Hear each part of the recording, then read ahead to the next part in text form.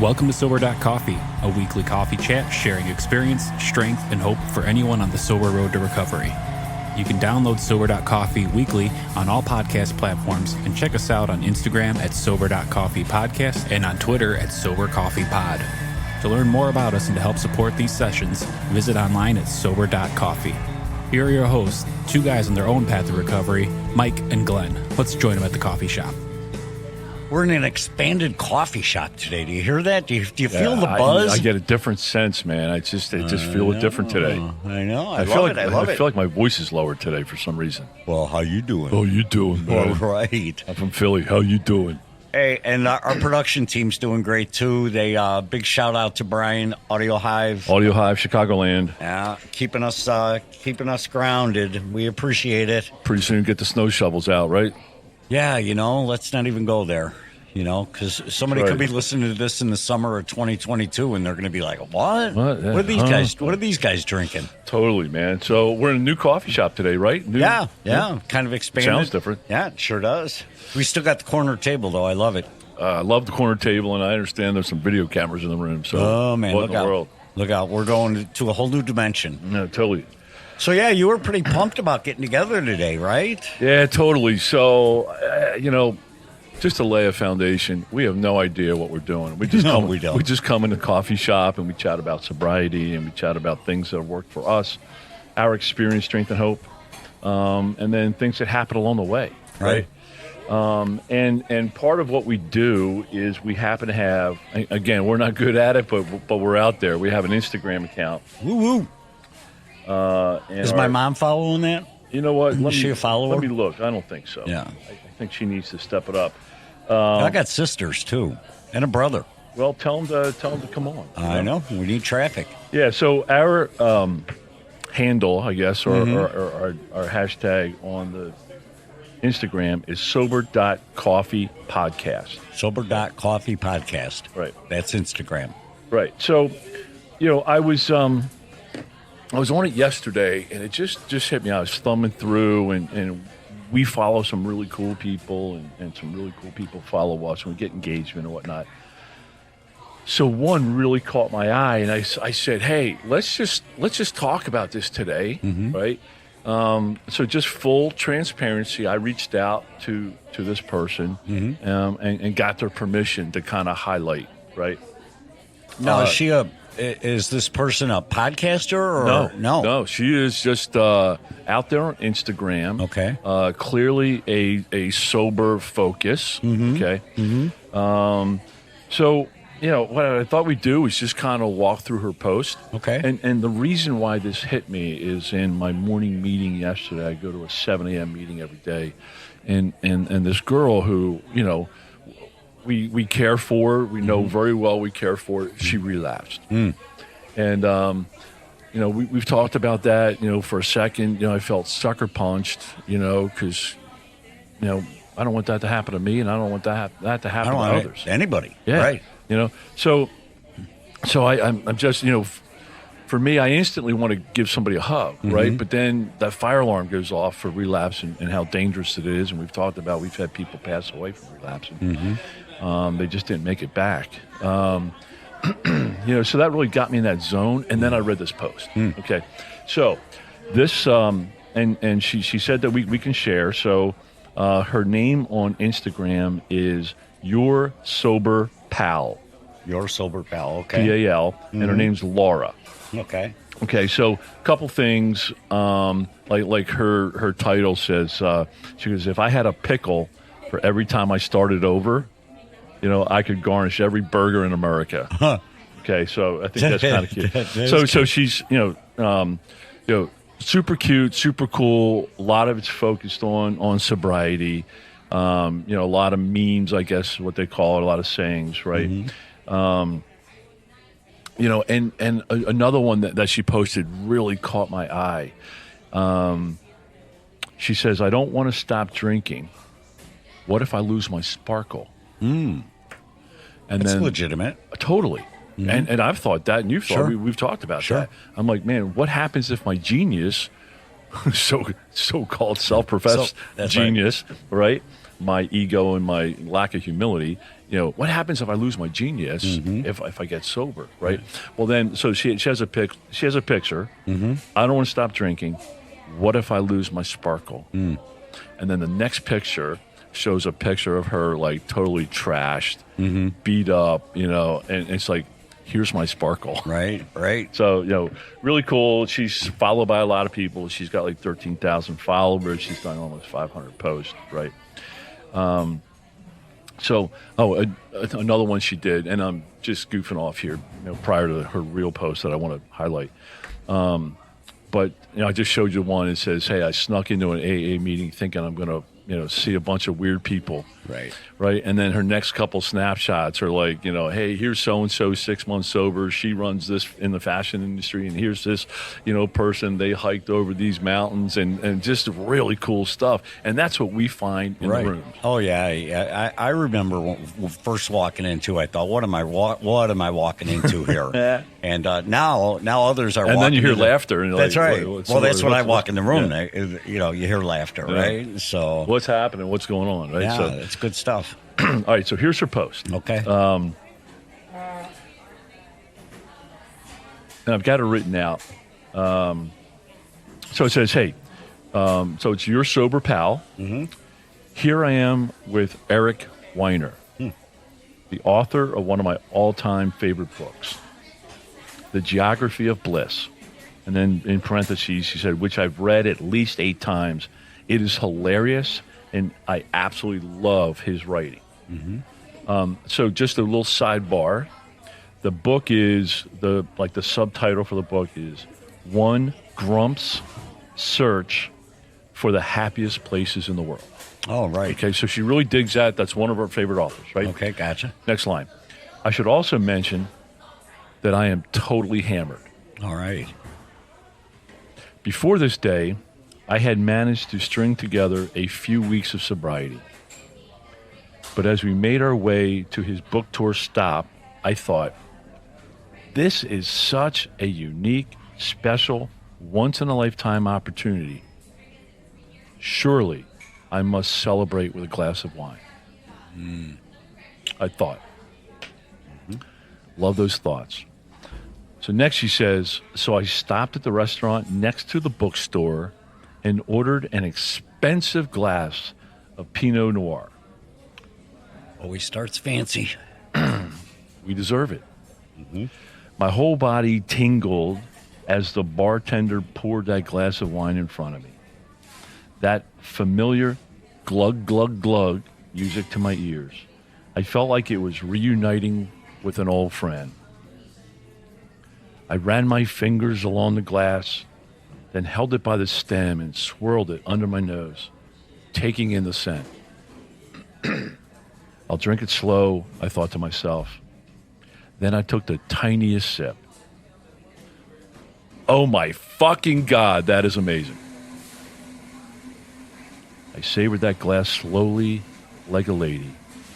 I was so proud of myself.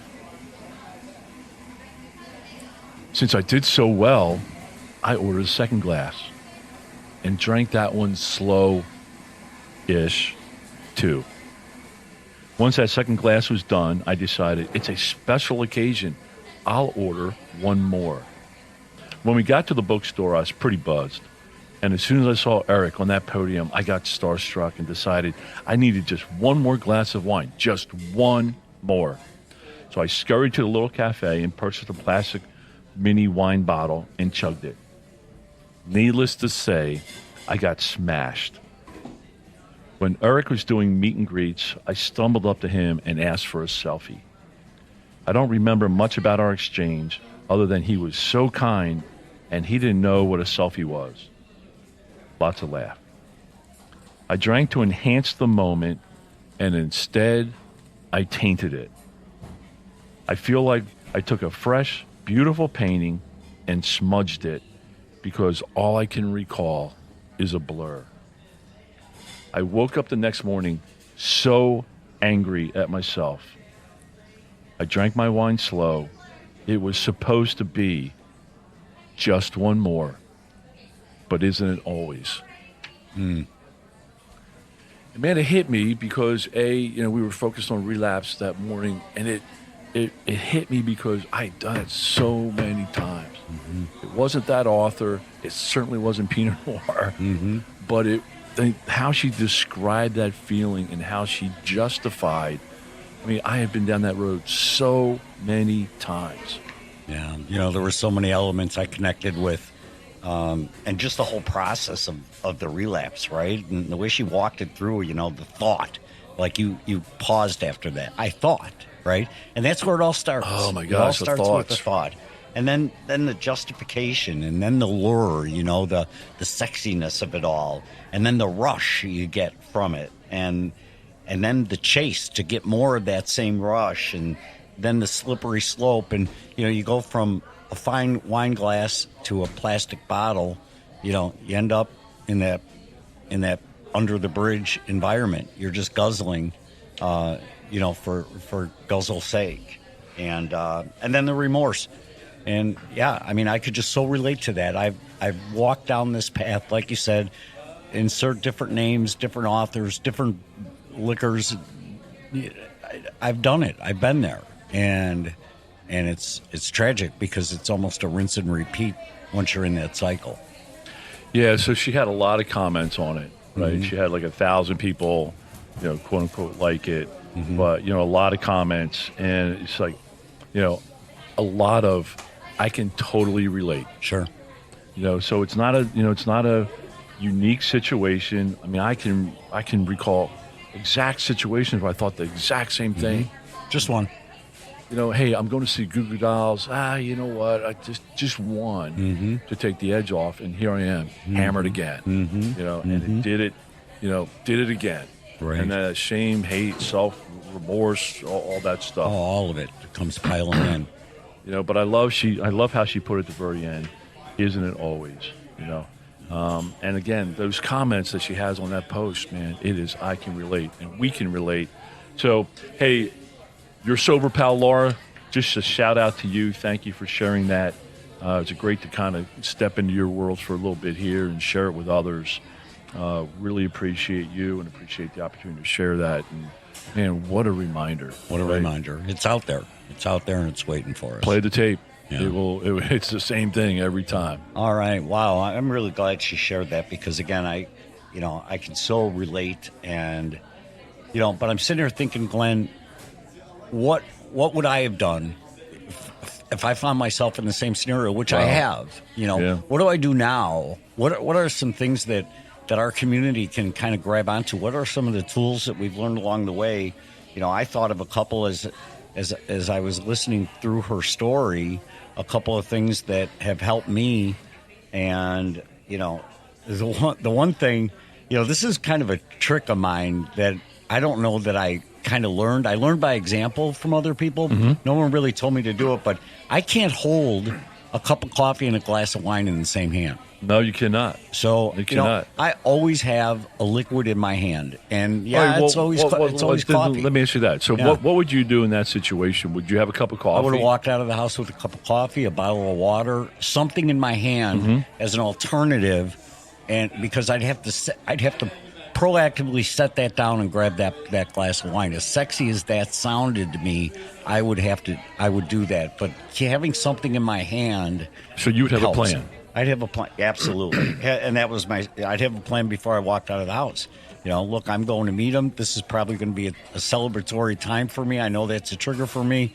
You know what? I better be prepared for that. And maybe I'd call you and say, hey, I got an author. Yep. Love to go see him. I know this is going to be an environment for me that I can get trapped in or triggered in. Glenn, what are you doing this afternoon? Can you go meet this author with me? That was, and then the last thing is what I think you said is, it's probably not the first time that this happened to her. Probably not the first time that it would happen to me. So play the tape all the way through. I know that I'm going to end up from a fancy glass Pinot Noir to chugging out of a plastic bottle in a bag. Yep. I just know that's going to happen. Yeah, that's certainly playing the tape. And yeah, you know what? It's, as we have talked in the past about different tools, planning is certainly one of those tools. Planning is big, yeah. And just knowing But then, you know, we would have talked to our sponsor, you know, or we would have talked to each other and say, hey, man, I got this going on. You know, let's do a check-in. Right. You know, and it's those highs and lows, you know, like the story in the big book about the guy that goes on an accounting conference. Yeah, right. You know, and all of a sudden he loses another week. Right. You know, he's going for a good thing. Well, do you think a sponsor so he calls the sponsor and says, I'm going out to a convention for a week, right? I've got to go there for work. You know, the way my relationship with my sponsor works and the people I work with that are my sponsees is, and I'm stealing your line, you know, it's read your own label. Right. And so my question to the guy going out to a conference is, are you sure you're up for this? Mm-hmm. Are you sure you're up for this? Do you have to go? That's right. Do you have to go? Do you have to be there? Number two, you know, what is your plan going to be when you walk in that room and there's a minibar? What's your plan? Mm-hmm. Are you going to get a different room? Are you going to stay there? Are you going to call me? Just what do you think you're going to do? Man, that's all the planning. Right. Knowing walking through the situation. Sure. Knowing what you're going to come up against. I mean, I'm sure she didn't know that nice little restaurant next door, you know, right. with the wine. But, sure.